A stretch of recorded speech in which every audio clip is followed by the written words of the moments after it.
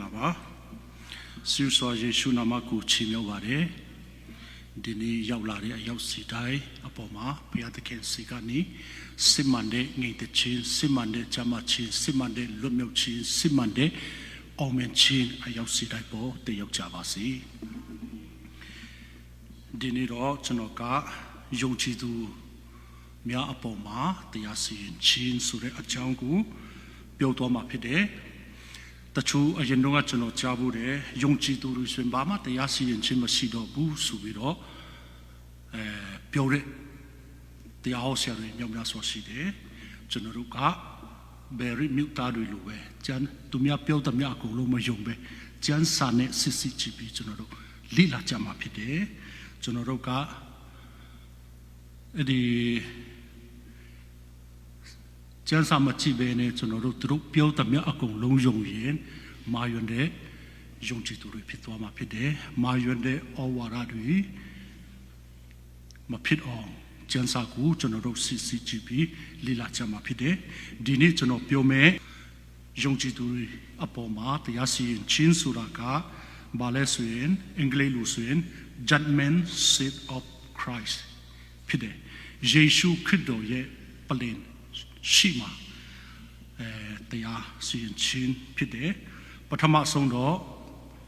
Edima, Dune Seku, Ayenso. Leyane, Lewebema, Quema Pide, a Kuchano Pure Ayaka, Tudo Ku, Tudo Apoma, Jeshukatia, Siende Ayari, Dini, Sene, Doma Pide, Edi, the Yasi in Chinka, Betumasu, Roishon Lomayabu Pide, Nabiro Ediniama, Betu Menakuma, Payaka, Tauma Mahobu, Betu Menakuma, Nima Mahobu. Pasta pillow, Reverend pillow, Amuda song pillow, Subro, near Mamma Hobu. Tayam Miataswa, Tayasi and Toma Pide, Era, Tipi, Tisek Malaysia Tare. Now, Chanoka, Patama Uso, Nico Akanchinga Ange the Seku, Pachilai me. A Chamuka, Nado, Shidamiadi, Kuhanda Night Chindo, a Chin, Gong Shidi Atai, a Chu Apiku, a Titi Han Chinga, Kudoi. The Yapalen she night Pola Yachame Chonoro Hanakuma Chende Achin Sitamia Akonglo Jeshu Krido Plan Shima Pola Jamapide Diniro Nene Tihapiva Janpai Nene Miare Janpai Gana Se Chora Shide Jao Takubi Taku Chonoro Lila Chaya O Tanicha Yen Chonoro Yongji Duri Hutamia Yongjidu Daiha, Jeshu Krido ye Palen, she night. Mimi ye achu a pit, Miaku Atiti Hanjama, Eraku, Betuma, Luishon Lo Mayare Ayapide. Akon Tonodo, Kayachama Pide, Ruma Kanji Seliange, Seni Masuit, Do Pidre, Nado Sidamiadi, Piata can sit Jodomu Chinku Hayachame. Diniama nga do sitamya sureha yongchi turi pide yongchi turi sitamya akong piatike yes sitjo chinku khayama pide now biro tikko akanchi tong ange senikani singa ku phatchi lai me suye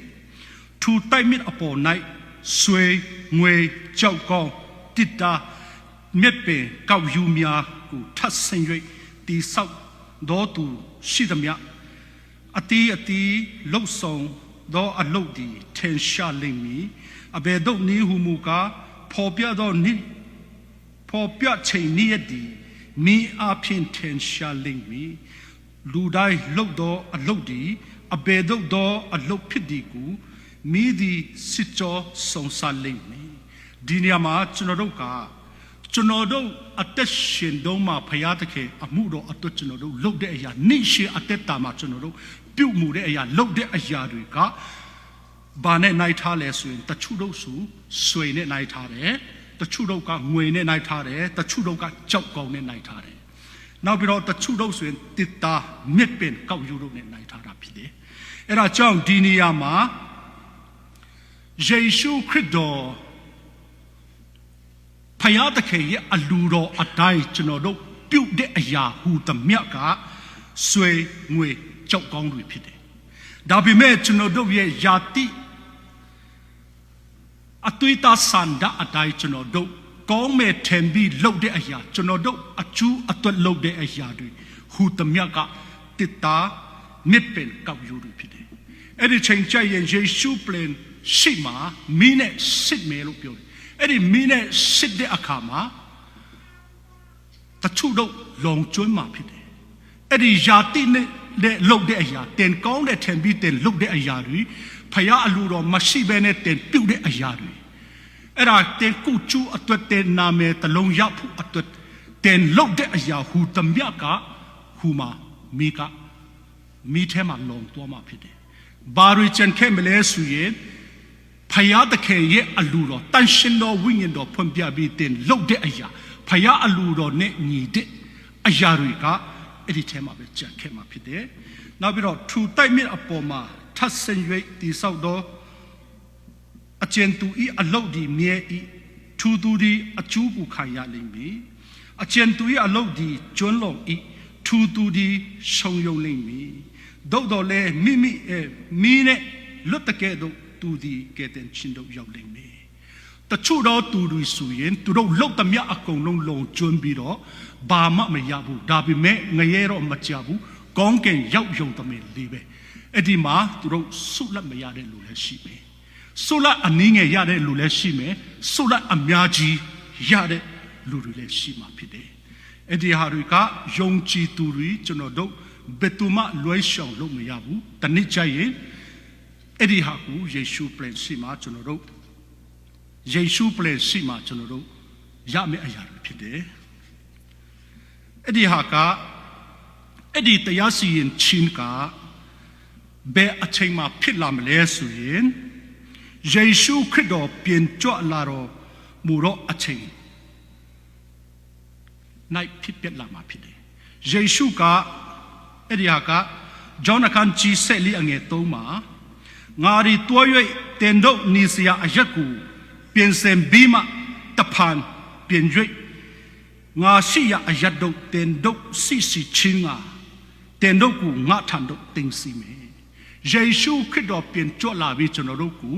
ပြန်တင်စီတဲ့အချိန်မှာအဲ့ဒီအချိန်မှာဖြစ်လာမှာဖြစ်တယ်နောက်ပြီးတော့တက်လေအခန်းကြီး7ကနေ7ခေါ်ယေရှုသည်တည်ပြီးမှတဖန်ထမြောက်တော်မူသည်ကိုငါတို့သည်ယုံကြည်လက်ထူနည်းသူယေရှု၌အိပ်ပျော်တော်သူတို့ကိုလည်းထူသခင်နဲ့အတူဖယားသခင်ပူဆောင်တော်မူလိမ့်မည်တခင်ဖယားဤဗျာဒိတ်တော်အဖင်တဖန်ငါတို့ဆိုရီကတခင်ဖယားကြွလာတော်မူသောအခါအသက်ရှင်၍ကျင်ကျွန်းသောငါတို့သည်အိပ်ပျော်ပြီးသောသူတို့ဤ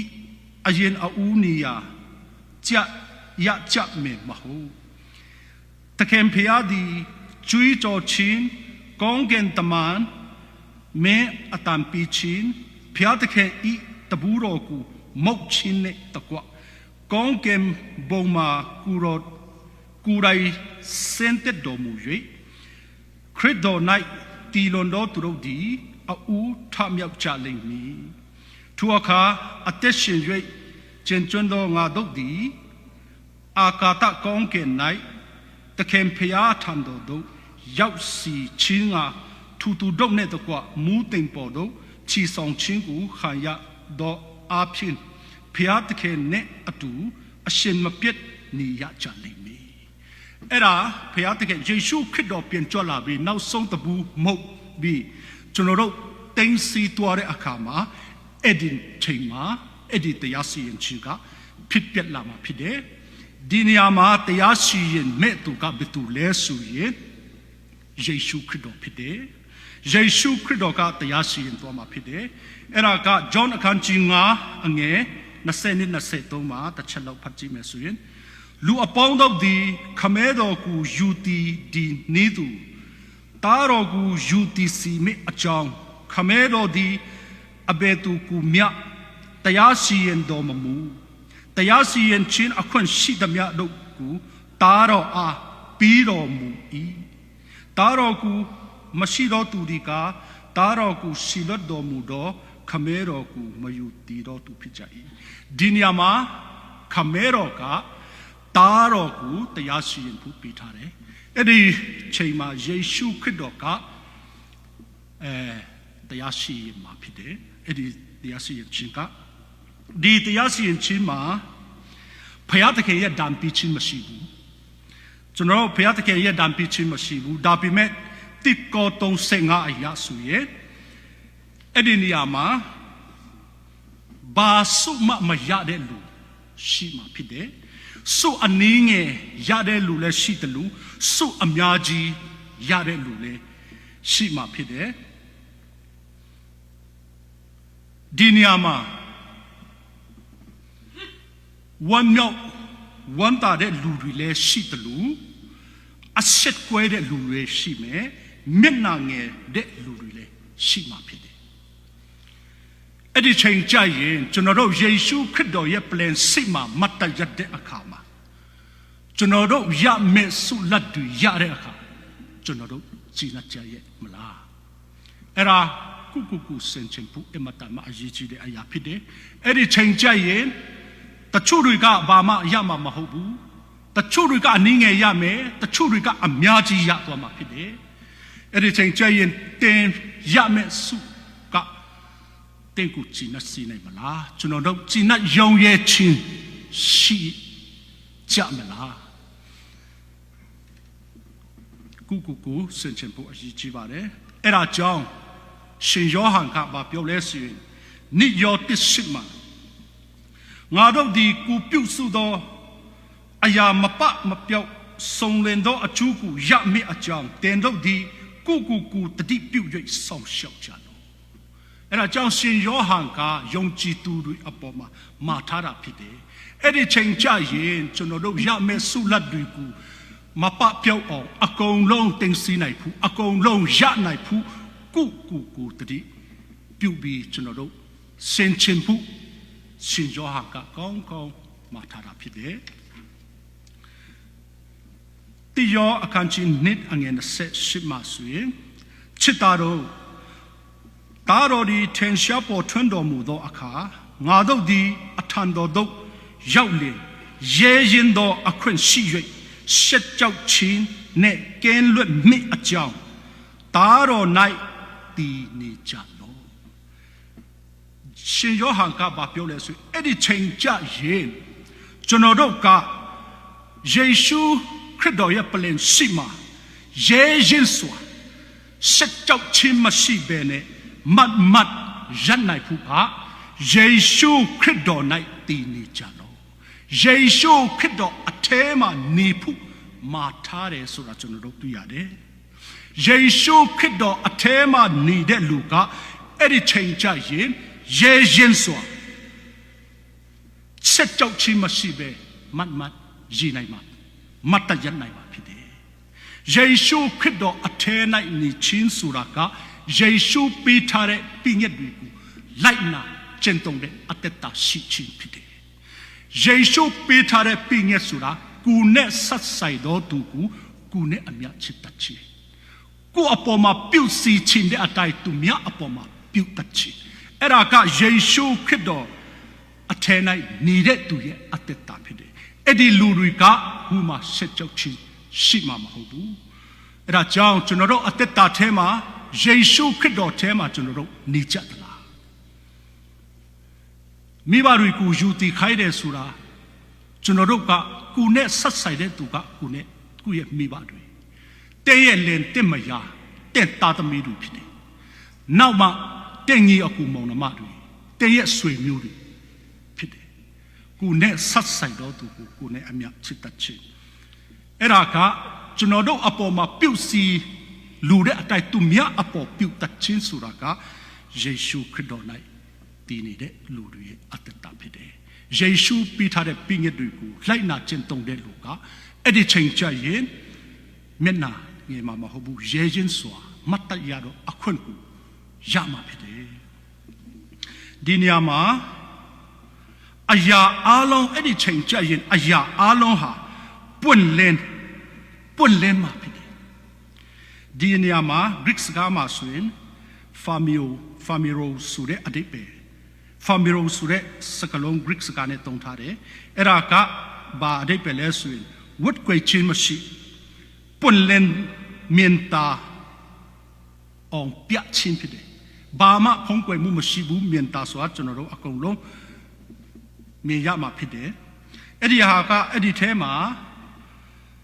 ကျွန်တော်တို့ကလူဝတ်စွာပြုတ်မူနေတဲ့အရာတွေနောက်ပြီးတော့ကျွန်တော်တို့ရဲ့စိတ်နှလုံးကြံစီတဲ့အရာတွေအဲ့ဒီချိန်မှာပေါ်လာမှာဖြစ်တယ်အဲ့ဒါကဘာမှအဟနာတမရှိဘူးမြင့်ပေါ်လာမှာဖြစ်တယ်ဒီဟာကမဿဲအခန်းကြီးလေးအငယ်20နှစ်မှာမာကုအခန်းကြီးလေးအငယ်20နှစ်မှာဆိုရင်စိတ်ကြွယ်ရာ၌ရှိသမျှတို့သည်ထင်ရှားလိမ့်မယ်ဝတ်ထားလက်ရှိသမျှတို့သည်လည်းပွင့်လင်းလိမ့်မယ်လို့ရှိထားတယ်နောက်ပြီးတော့တိကောအခန်းကြီးလေးအငယ်9မှာလည်း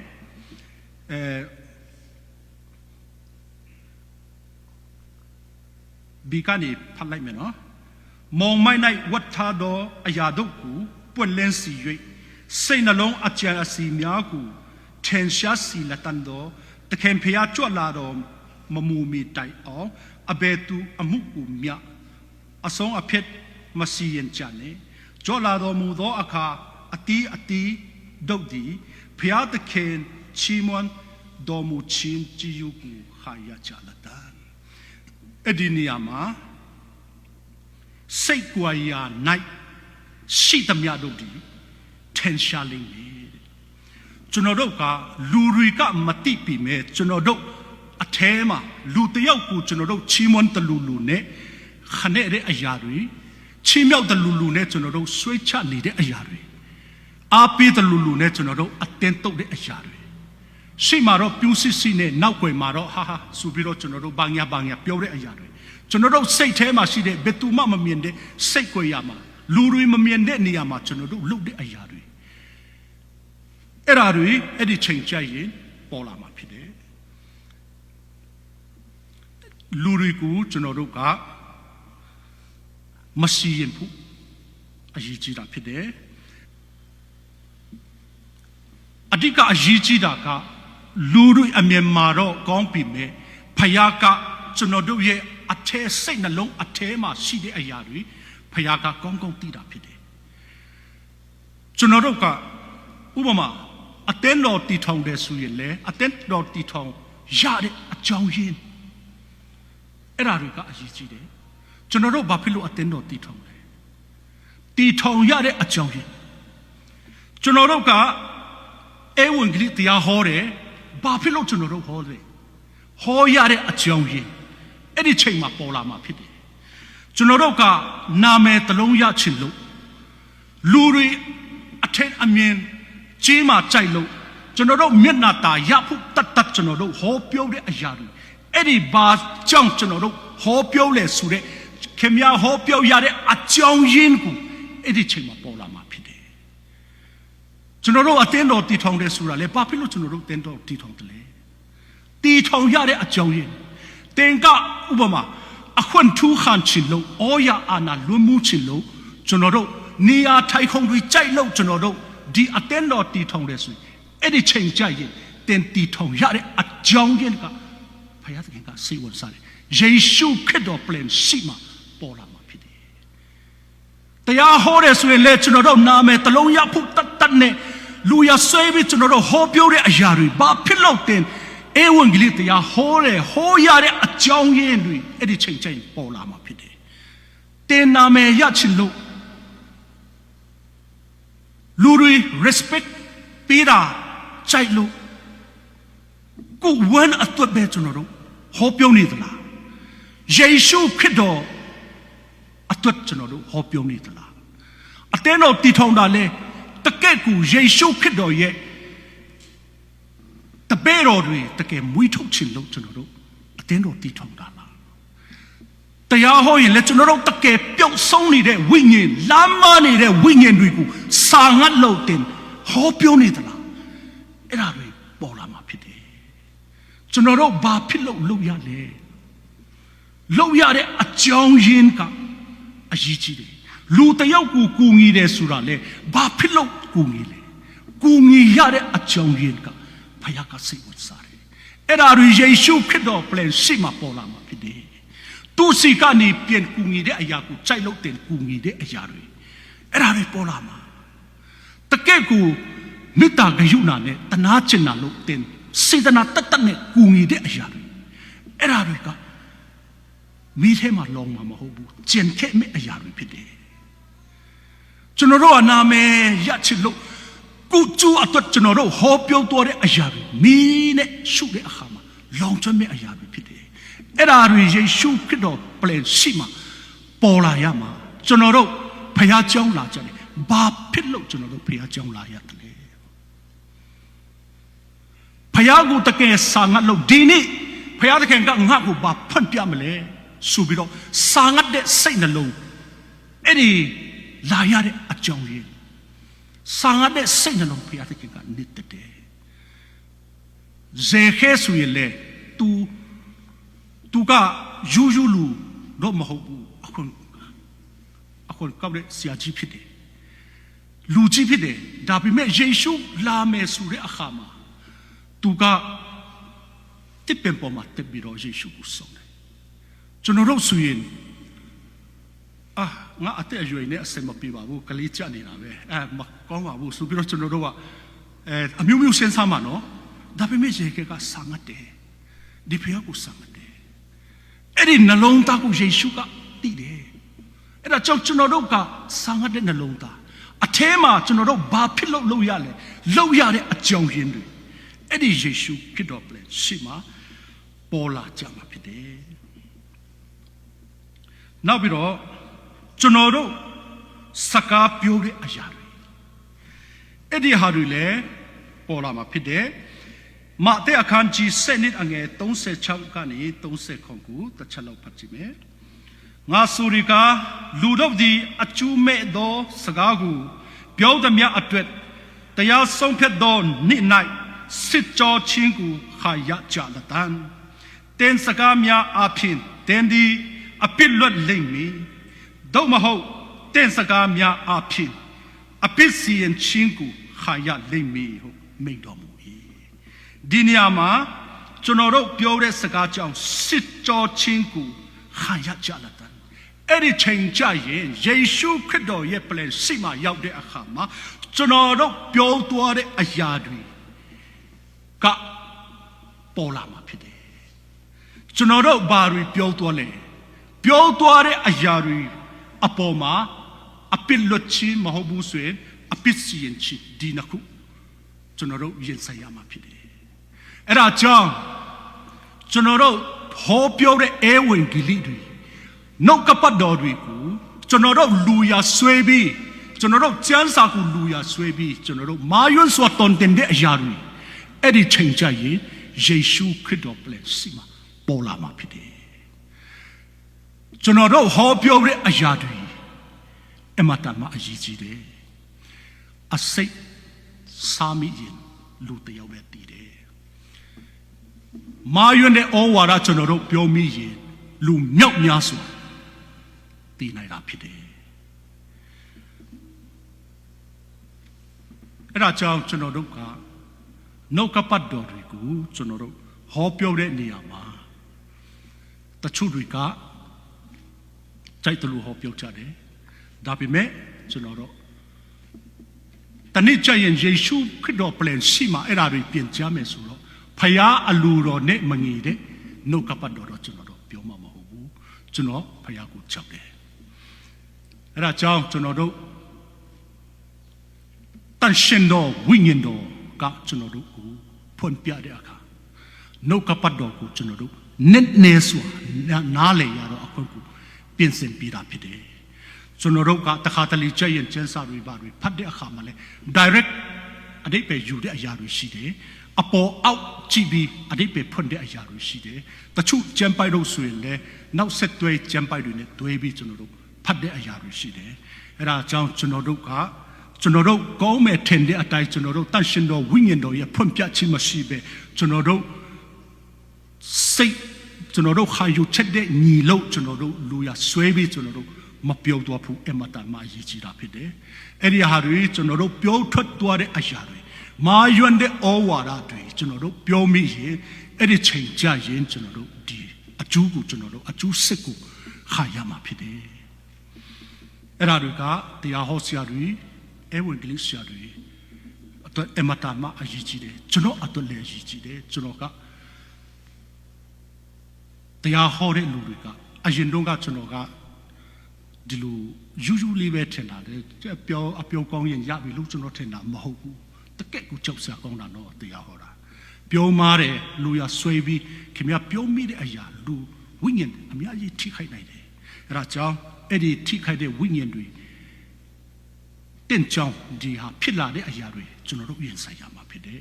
ယေရှုခရစ်တော်ပြန်စီမှာကျွန်တော်တို့ရင်ဆိုင်မယ့်အရာတွေဖြစ်တယ်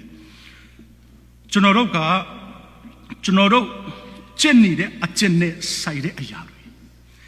အဲ့ဒါကအဖက်အခန်းကြီး6အငယ်10မှာကောင်းသောအကျင့်ကိုကျင့်နေတော့သူမေရိကာဂျွန်ဖြစ်စီလူလွတ်ဖြစ်စီဖျားတခင်ဤလက်တော်မှာအကျူးကိုခါရလိမ့်မယ်ဟုတ်တိမှတ်ကြလောကျွန်တော်တို့ကျင့်နေတဲ့အကျင့်တွေလေယုံကြည်သူမှရင်ဘယ်သူမဆိုကျွန်တော်တို့ပြုတ်တဲ့အတိုင်းအကျူးကိုရမှာဖြစ်တယ်ကျွန်တော်တို့ကတခါတလေကြိုက်ရင်ဖယားကိုကျွန်တော်တို့ယူတည်လို့ဖယားကိုချစ်လို့တင်ကအယက်ကိုတောက်ချင်ရက်တာနဲ့အဲ့ဒီအယက်ကိုမတောက်ပဲနဲ့တင်စွန့်တဲ့အရာတွေအဲ့ဒါတွေကဖယားကတကယ်ကတမတ်တာထားတာဖြစ်တယ်နောက်ပြီးတော့လူတယောက်ကတင့်ကိုမတရားဆွတဲ့စော်ကားတယ်တင်ကဒေါတာထွက်တယ်ဒါပေမဲ့ယေရှုချစ်လို့တင်ကမတုံ့ပြန်ပဲတင်ကတီးခံတဲ့အရာတွေအဲ့ဒါတွေကယေရှုခရစ်တော်ပြန်စီမှာပေါ်လာမယ်မင်းနဲ့ဆုတဲ့အခါမလုံကျွမ်းမဲ့အရာတွေဖြစ်တယ်အဲ့ဒီအကျိုးဆက်တွေကိုကျွန်တော်တို့အဲ့ဒီချိန်ချရင်အကျိုးကိုခံစားရမှာဖြစ်တယ်ကျွန်တော်တို့လုပ်တဲ့အရာကျွန်တော်တို့ကောင်းတဲ့အကျင့်ကျွန်တော်တို့ပြုတဲ့အရာတွေကအလကားမဟုတ်ဘူးတနေ့ကျရင်အကျိုးကိုခံစားရမှာဖြစ်တယ်လူတွေကမတရားစော်ကားတဲ့အခါတင်တီးခံပြီးတော့တင်ခွတ်လွတ်တဲ့အရာတွေတင်နားလဲပြီးတဲ့အရာတွေတင်စိတနာနဲ့သူများကိုကူညီပြီးတဲ့အရာတွေအဲ့ဒါတွေကအလကားမဟုတ်ဘူးဖယားကိုချစ်လို့တင်လုပ်တဲ့အရာတွေကဖယားကအကောင်းမှတ်ထားတယ်အဲ့ဒီအကျိုးတွေကိုယေရှုခရစ်တော်ပြန်ရှိမှကျွန်တော်တို့အကျိုးကိုခံစားရမှာဖြစ်တယ်နောက်ပြီးတော့ကောင်းကင်ဘုံမှာစီးစိမ်ဘန္တာရှိတာဖြစ်တယ်ကျွန်တော်တို့အတွက်ကောင်းကင်ဘုံမှာစီးစိမ်ဘန္တာရှိတယ်အဲ့ဒီကောင်းကင်စီးစိမ်ကိုဝန်စားမလားမဝန်စားဘူးလားဆိုတဲ့အရာကဖယားအပေါ်မှာတစ္ဆာရှိခြင်းမရှိခြင်းအပေါ်မှာမူတည်တာဖြစ်တယ်အဲ့ဒီကျွန်တော်တို့ကောင်းကင်မှာကောင်းကင်စီးစိမ်ဝန်စားဖို့ကဖယားအပေါ်မှာတစ္ဆာရှိခြင်းမရှိခြင်းဆိုတဲ့အရာကအရင်ဆုံးမတဲ့အခန်းကြီး25အငယ်20ကိုအရင်ဆုံးဖတ်ကြည့်မယ်အရှင်ကလည်းတာတို့တစ္ဆာရှိတော်ငယ်သားကောင်းတင်းဒီအမှုငယ်၌တစ္ဆာဆောင်လိပြီများစွာသောအမှုအခွင့်ကိုတင်၌ငါအပ်ပြီးမည်တင်ဤတခင်နှင့်အတူစီးစိမ်ကိုဝင်စားလို့ဟုတ်မိန့်တော်မူ၏အဲ့ဒီနေရာမှာဖယား၌တစ္ဆာရှိခြင်းဆိုတဲ့အရာကပါလဲဆိုရင်ကျွန်တော်တို့ဖယားကလူတိုင်းကိုတာလင်အတီးတီးပေးထားတယ်တချို့တော့ဆိုရင်တချင်းဆိုတဲ့ကောင်းတဲ့တာလင်ပေးထားတယ်တချို့တော့ဆိုရင်တရားဟောကောင်းတဲ့တာလင်တွေပေးထားတယ်တချို့တော့ဆိုရင် musician တွေပေးထားတယ်အမျိုးပေးထားတယ်အဲ့ဒါဖယားပေးထားတဲ့တာလင်ကိုတင်ကတစ္ဆာရှိစွာဖယားအတွက်ပြင်သုံးတဲ့အရာကဖယားအပေါ်မှာတစ္ဆာရှိခြင်းဖြစ်တယ်ဖယားပေးထားတဲ့တာလင်ကိုကျွန်တော်တို့ကတချို့တွေကကိုယ်အတွက်ပဲသုံးတယ်တချင်းစုကောင်းတယ်ဆိုရင်အဲ့ဒီတချင်းစုကောင်းတဲ့ဟာကလူတွေကသူ့ကိုဟာဒီကောင်ကကောင်းတယ်ဆိုပြီးတော့လက်မထောင်ဖို့တတ်ပဲသူတို့အလွယ်သုံးစားပြုတဲ့လူတွေရှိတယ် music တီးရင်လည်းသူတို့ဖခင်เจ้าမှာမတီးဘူး night club တွေမှာဒီ state ဆူမှာသူတို့နာမည်ရဖို့သူတို့ကြည်နပ်ဖို့သူတို့ပြုံးစွန်ဖို့တုံးတဲ့လူတွေမြောက်များစွာရှိတယ်ကျွန်တော်တို့ကဖခင်အပေါ်မှာ music ဆရာတွေ music တီးတဲ့လူတွေကတင်တတ်တဲ့ music နဲ့ဖခင်ပေါ်မှာတစ္ဆာရှိစွာပြင်အသုံးပြုခြင်းအဲ့ဒါတွေကစီးစိမ်တခဲနဲ့အတူစီးစိမ်ကိုဝန်စားမဲ့လူတွေဖြစ်တယ်တင်တချင်းစုကောင်းလို့ဖယားအတွက်တင်ကစူတဲ့အရာဖယားဘုံတော်ထင်ရှားဖို့အတွက်ဖယားနိုင်ငံအတွက်တင်ပေးစပ်ပြီးတော့ဖယားအတွက်စူတဲ့အရာတွေအဲ့ဒီဟာတွေကကောင်းကင်ဘုံမှာကျွန်တော်တို့စီးစိမ်ဝန်စားတဲ့အခါမှာအဲ့ဒီအကျိုးဆက်တွေကိုကျွန်တော်တို့ရမှာဖြစ်တယ်အဲ့ဒါကြောင့်ကျွန်တော်တို့ကဖယားပေးထားတဲ့ကျွန်တော်တို့ရဲ့talent တွေကျွန်တော်တို့ရဲ့ကျွမ်းကျင်မှုဘိုက်ကနေအဖက်ဖက်ကနေကျွန်တော်တို့ဖယားဘုံတော်ထင်ရှားဖို့အတတ်နိုင်ဆုံးပါဝင်ပြီးကျွန်တော်တို့ဖယားအမှုဆောင်တာအဲ့ဒါတွေက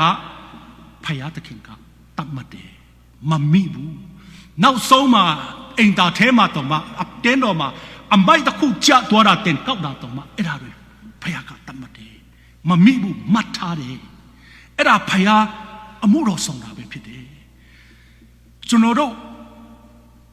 တတ်တဲ့အမှုနဲ့ဖယားကိုဘုံတော်အတွက်ကျွန်တော်တို့ပြင်လုတ်ပြီးတဲ့အရာတွေကဖယားအပေါ်မှာသစ္စာရှိခြင်းဖြစ်တယ်တရားဟောတယ်ဆိုရင်လည်းကျွန်တော်တို့ကနာမည်ကောင်းရချင်လို့လူတွေအထက်အမြင့်ကြီးချင်လို့ကျွန်တော်တို့ဟောတာတတ်မဟုတ်ပဲယေရှုခရစ်တော်ကိုသိဖို့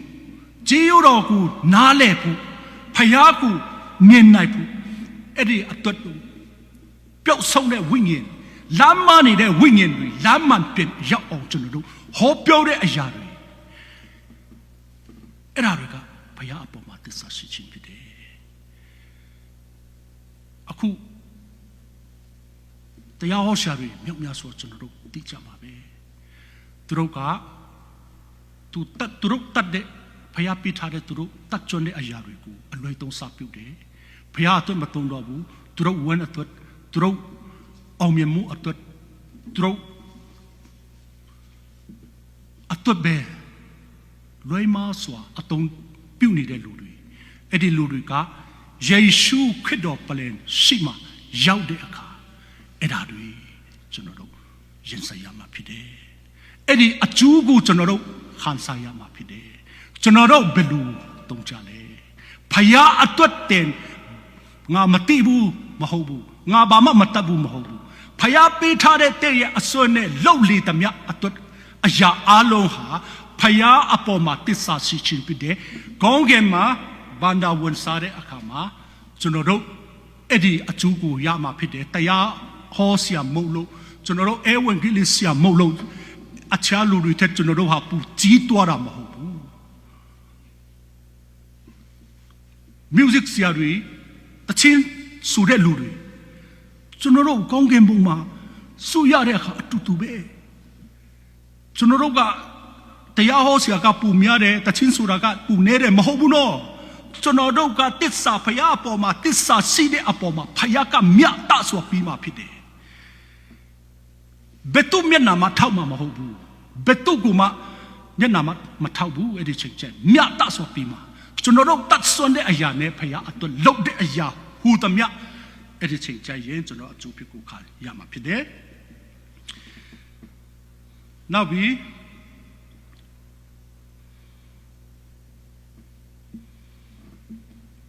ကျွန်တော်တို့ယုံကြည်သူတွေကမိမိအပြစ်ရှိကြောင်းကိုကျွန်တော်တို့ဝန်ခံပြီးနောင်တတရားနဲ့ယေရှုခရစ်တော်ကိုမိမိရဲ့ကယ်တင်ရှင်အသက်တကယ်အဖြစ်စိတ်နှလုံးနဲ့ကျွန်တော်တို့ယုံကြည်လက်ခံတဲ့အခါမှာထာဝရအသက်ကိုရပြီဖြစ်တယ်အပြစ်စီရင်ခြင်းဆိုတာကထာဝရတည်ခြင်းနဲ့ကင်းလွတ်ရတဲ့အခါမှာ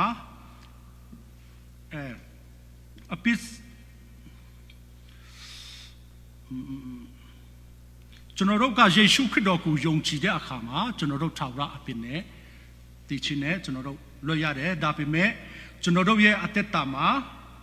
ဖျားပေါ်တစ္ဆာစီချင်းမရှိချင်းဖျားစကား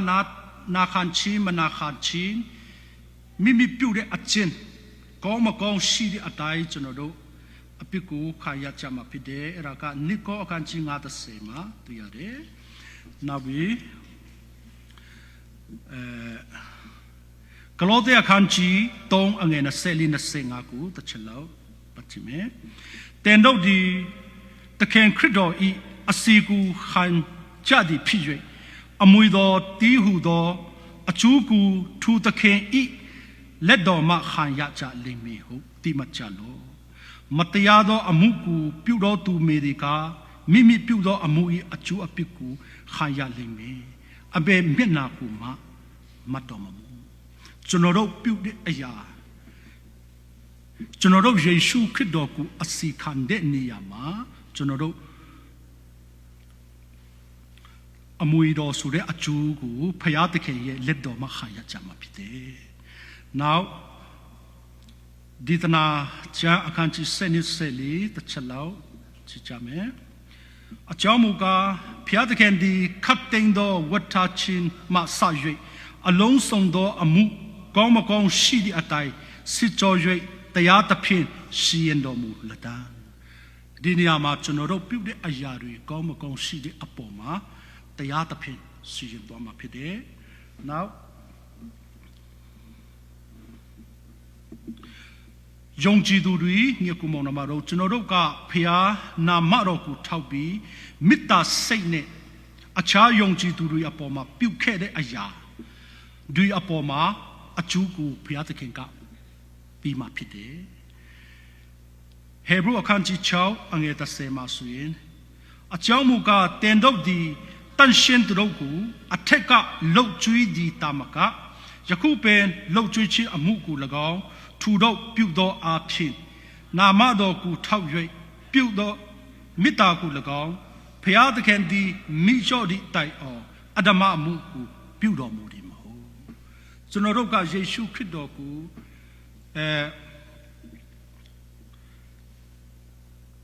ယေရှုခရစ်တော်ကိုကျွန်တော်တို့ယုံကြည်တဲ့အခါမှာယုံကြည်သူညီအကူမောင်နှမတွေအပေါ်မှာကျွန်တော်တို့မေတ္တာနဲ့လှုပ်ကြွေးခဲ့တဲ့ပြုမှုခဲ့တဲ့အရာတွေကဖယားသခင်ကကောင်းကောင်းမှတ်ထားတာဖြစ်တယ်ခုနကျွန်တော်တို့ကျမ်းပိုက်ကိုဖတ်သွားတာဖြစ်တယ်မဿဲ25:35ကနေ40မှာကျွန်တော်တို့ခုနကျွန်တော်တို့ဖတ်ပြီးပြီဖြစ်တယ်အဲ့ဒီချိန်မှာဖယားသခင်ကငါမွတ်တိန်သောအခါတဲ့သူမွတ်တိန်သောအခါကြွေးကြတယ်တဲ့နော်သူရင်ငတ်တဲ့အခါသူရေတောက်ဖို့ရေပြီးကြတယ်လို့ပြောတယ်အဲ့ဒါဖြစ်တဲ့အခါမှာအဲ့ဝတ်ကိုပြုတ်ကြတယ်တဲ့အဝတ်ချီးရှိတဲ့အခါမှာအဝတ်နဲ့ဖုံးလွှမ်းတယ်တဲ့အနာယောဂဆွေးတဲ့အခါမှာကြည်စုပြုတ်စုကြ၏ထောင်ထဲမှာနေတဲ့အခါသူ့ထံတို့လာကြတယ်တဲ့ဒီနေရာမှာကျွန်တော်တို့က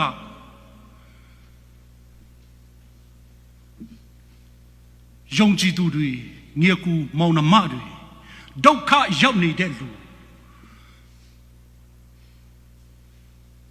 ပြဿနာရှိနေတဲ့လူခက်ခဲဒုက္ခရောက်နေတဲ့လူတွေအပေါ်မှာကျွန်တော်တို့ပြုစုတဲ့အရာကဖယားအပေါ်မှာပြုစုတဲ့အရာတွေဖြစ်တယ်။အဲ့ဒါကြောင့်ကျွန်တော်တို့အသင်းတော်မှာလည်းနာရီတာရီဆိုတာကျွန်တော်တို့ရှိတယ်။အဲ့ဒါတွေကကိုအပေါ်မှာပြုစီချင်တဲ့အတိုင်းသူများအပေါ်မှာပြုပါဆိုတဲ့ယေရှုပြီးထားတဲ့ပြည့်ညက်ကိုကျွန်တော်တို့လိုက်နာကျင့်သုံးခြင်းဖြစ်တယ်။ကျွန်တော်တို့လူတယောက်တည်သွားတယ်ဆိုရင်ဘယ်လောက်ပြီးမယ်ဆိုတဲ့အရာတွေရှိတယ်။ကြီးအောင်သွားတယ်ဆိုရင်ဒီလိုစကူကြီးတယ်ဆိုတာအဲ့ဒါတွေကကျမ်းစာထဲမှာယေရှုပြည့်ညက်တွေကိုကျွန်တော်တို့ဘုရားကျောင်းမှာအသက်တာနဲ့လိုက်ရှောက်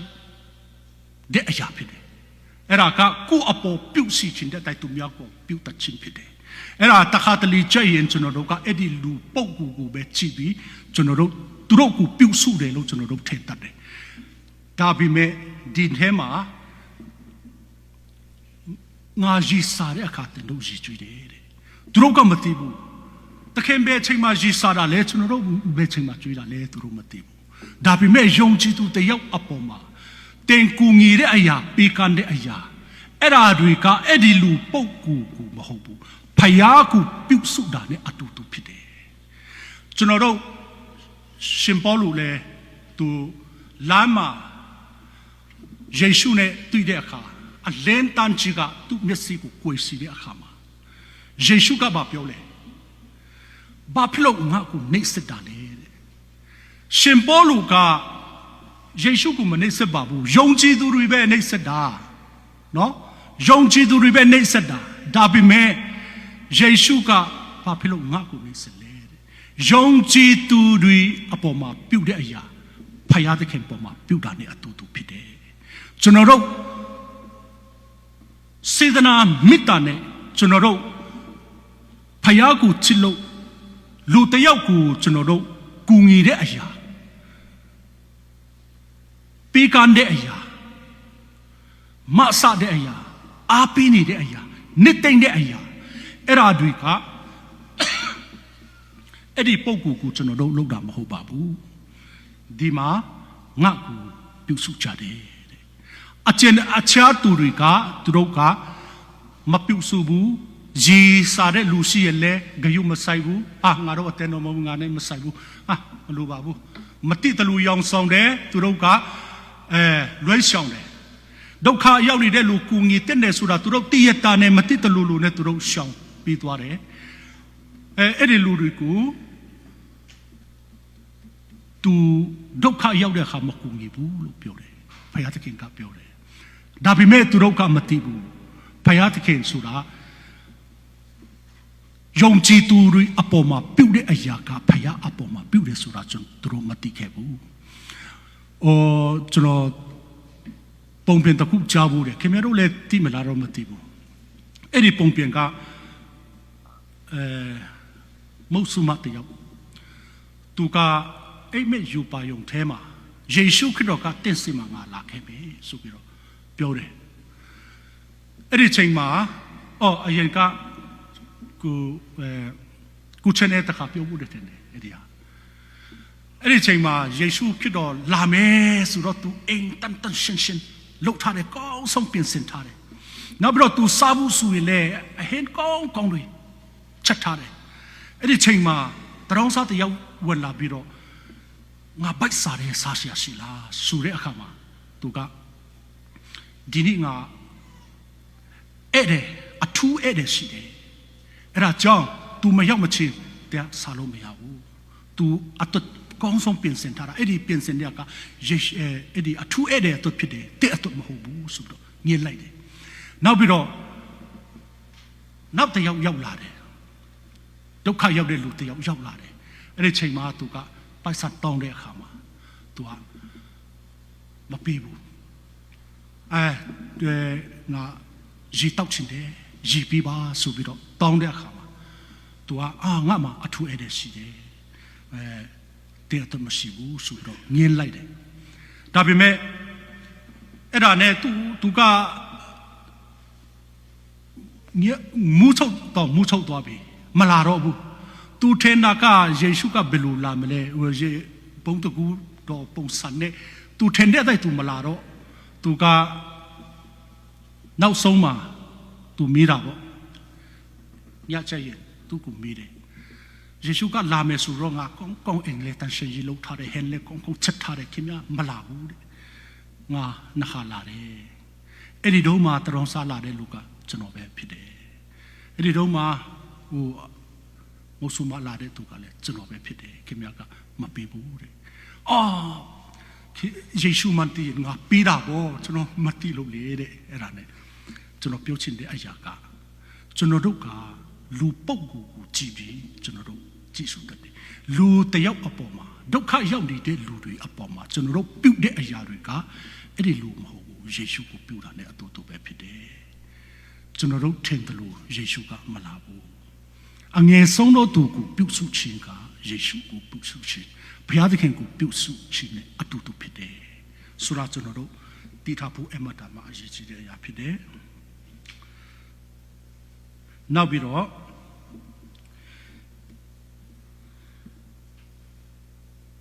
အဲ့ဒီကောင်းကင်ဘုံမှာယုံကြည်သူတွေတယောက်နဲ့တယောက် position တူမှာမဟုတ်ဘူး အဲ့ဒါက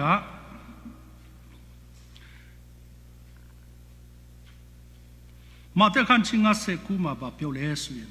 ထို့ကြောင့်အကျဉ်သူဒီအငယ်ဆုံးသောပင်ရတစ်ခုကိုတိုင်လွန်ကျူး၍သူတပါတော့အားလေထို့အတူတွန်တင်၏ထို့သူဒီကောင်းကင်ဘုံ၌အငယ်ဆုံးသောသူဖြစ်လိမ့်မည်အကျဉ်သူဒီကိုတိုင်ကျင့်၍သူတပါတော့အားလေတွန်တင်၏ထို့သူဒီကောင်းကင်နိုင်ငံ၌အကြီးဆုံးသောသူဖြစ်လိမ့်မယ်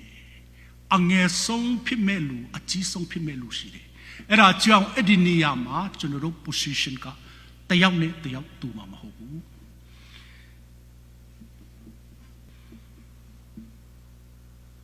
ကျွန်တော်တို့ကအဓိကတရားဟောဆရာတို့အဲ့ဝန်ကြီးဆရာတို့ကကျွန်တော်တို့တတိထားရမယ့်အရာကဘာလဲဆိုရင်မာယွန်းတဲ့ဩဝါဒတွေဖြစ်တယ်ကျွန်တော်တို့ကဒီမှာအငယ်ဆုံးတော့ပြင်းတစ်ခုကိုယ်တိုင်လွန်ကျူးတယ်ကျွန်တော်တို့ကိုယ်တိုင်မလျှောက်လားနိုင်တဲ့အရာတစ်ခုကိုကျွန်တော်တို့ကအဲ့ဒါဖျားအလူတော်မဟုတ်ဆိုတာကျွန်တော်တို့တည်ရတာနဲ့အခြားလူတယောက်ဒီလူကဘာမှမဖြစ်ပါဘူးဖျားကခွတ်လွတ်ပါတယ်ဆိုပြီးတော့ကျွန်တော်တို့ထပ်ဆင့်ပြီးတော့ပြောတဲ့အရာတွေလူတယောက်ကိုမားစီတယ်အဲ့ဒါတွေကကောင်းကင်ဘုံမှာအငယ်ဆုံးတော့သူဖြစ်လိမ့်မယ်လို့ပြောတယ်နော်တချို့တို့ဆိုရင်လေကဲတင်ချင်းကမဆုံးတော့ဘူးစိုက်တလူနေလို့ရတယ်စိုက်တလူနေလို့ရတယ်ဆိုပြီးတော့အဲ့ဒီကဲတင်ချင်းကိုကျွန်တော်တို့ကအပစ်လုတ်ဖို့လိုက်စင်လူဟောပြောတဲ့လူတွေလည်းမြောက်မြောက်ဆိုရှိတယ်အဲ့ဒီဟာတွေကသူတို့ကလောကမှာကျွန်တော်တို့ကအမှုတော်ဆောင်ယေခရစ်တော်တနာကိုဆောင်တဲ့လူတွေကျွန်တော်တို့ထင်ကြမယ်တချို့တော့ကလည်းချစ်ချင်းမေတ္တာအကြောင်းပြောတယ်ဒါပေမဲ့သူတို့မှာချစ်ချင်းမေတ္တာမရှိဘူးဟူခွဲချဒီခွဲချချမ်းသာတဲ့လူဆက်ဆံတာတမျိုးဆင်းရဲတဲ့လူဆက်ဆံတာတမျိုးဖြစ်သွားတယ်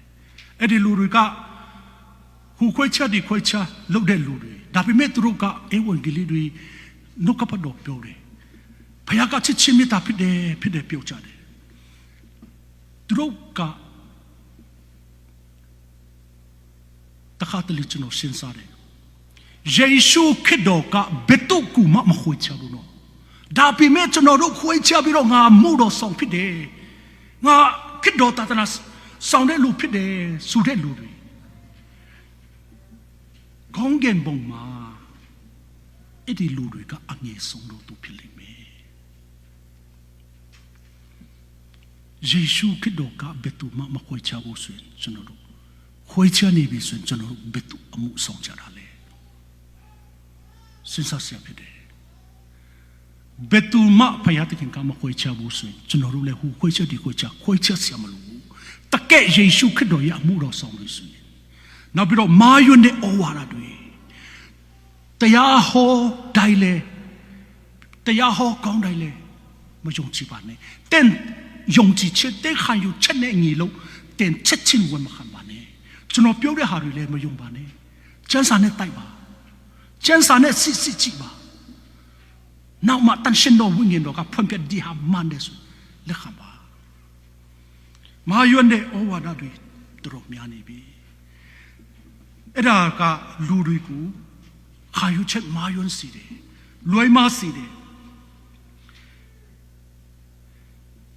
အဲ့ဒါကြောင့်ကောင်းကင်ဘုံရောက်တဲ့အခါကျွန်တော်တို့အမှုတော်ဆောင်ဆူပြီးတော့စုအကြီးကြီးမြော်လင့်မယ်ဒါပေမဲ့အငယ်ဆုံးတော့သူဖြစ်သွားရင်ကျွန်တော်တို့ကြည်နပ်ကြမလားယေရှုခရစ်တော် plan ရှိမှရက်တဲ့အခါတင်ရမယ့်စုတွေတင်ကြည်နပ်မလား